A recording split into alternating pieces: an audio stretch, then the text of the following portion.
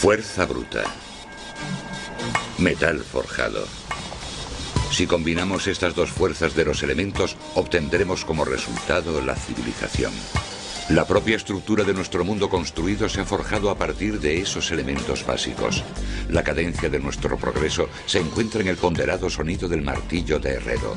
Nuestros vertiginosos rascacielos, nuestros robustos puentes y los enormes transatlánticos, nuestros aviones y cohetes.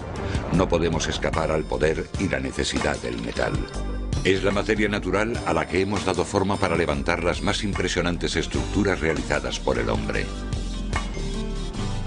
Hemos llegado a un punto en la historia en el que el metal se ha infiltrado en todos los aspectos de nuestra vida. Es muy difícil eludir el hecho de que probablemente sea el material principal que utilizamos como extensión de nosotros mismos.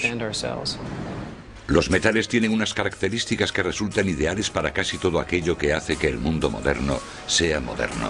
Algunos conducen el calor o la electricidad. Otros se dejan convertir fácilmente en alambre. Algunos son resistentes a las resquebrajaduras y roturas. Muchos brillan o demuestran tener una fuerza impresionante al combinarse con otros elementos. Y una buena parte de ellos admite que se les dé forma.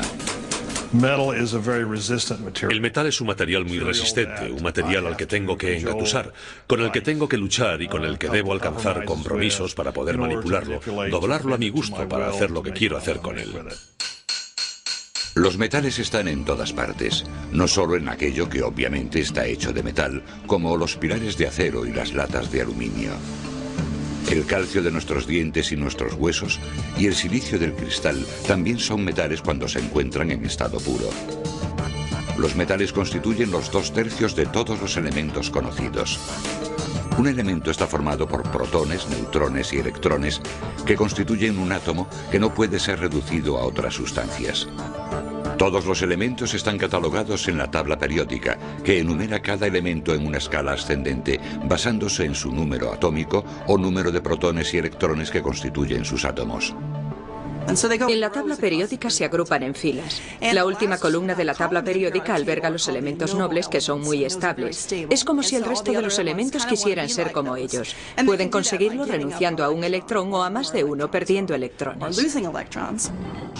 Nuestra definición de los metales dice que son elementos agrupados sobre todo en la zona inestable de la tabla periódica. Son capaces de renunciar a un electrón para establecer enlaces con otros elementos.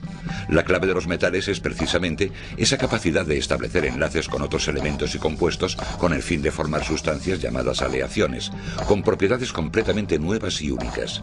Por ejemplo, el hierro se convierte en óxido ferroso u orín cuando forma enlaces con el oxígeno del aire. Como el oxígeno está presente en el medio que nos rodea, la mayoría de los metales no se encuentran en su forma metálica, en su forma pura. Los encontramos en forma de óxido, se han enlazado con el oxígeno. Los metales forman aleaciones con muchos otros elementos además del oxígeno. De hecho, las aleaciones suelen exhibir propiedades que las convierten en algo más que la simple suma de sus partes elementales.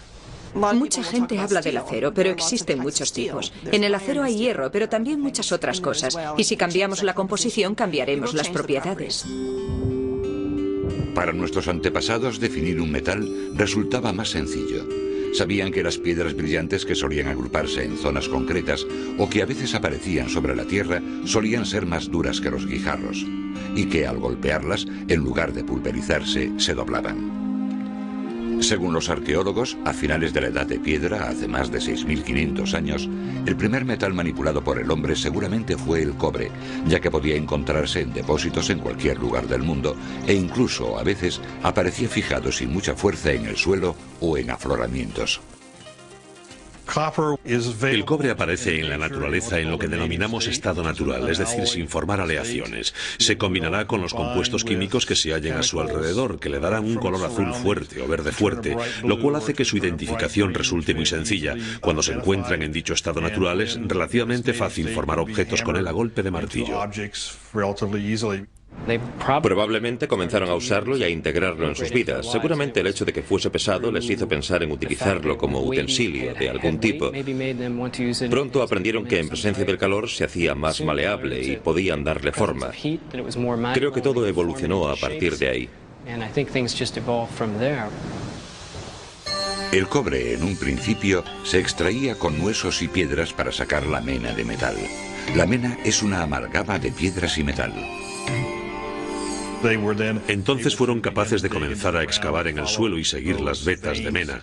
Con el tiempo el hombre acabaría por rodear la piedra de fuego para luego apagarlo con agua fría, para hacer estallar la piedra y poder extraer el cobre presente en ella.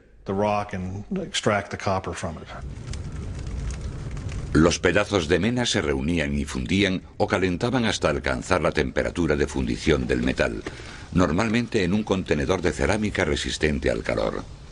En el caso del cobre, que funde a una temperatura relativamente baja de 1083 grados centígrados, el proceso no era muy difícil. En la actualidad los que trabajan el cobre siguen más o menos el mismo procedimiento. Lo que estamos haciendo es verter la pasta. Tenemos moldes con carbono.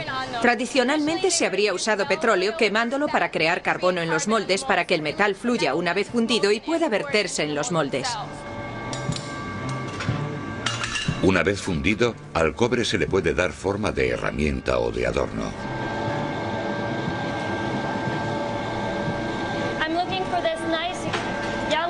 Cuando consigo este brillo amarillento, lo cepillo para asegurarme de que no queda óxido ni suciedad. Entonces lo traigo aquí para que ellos lo golpeen con la almadena.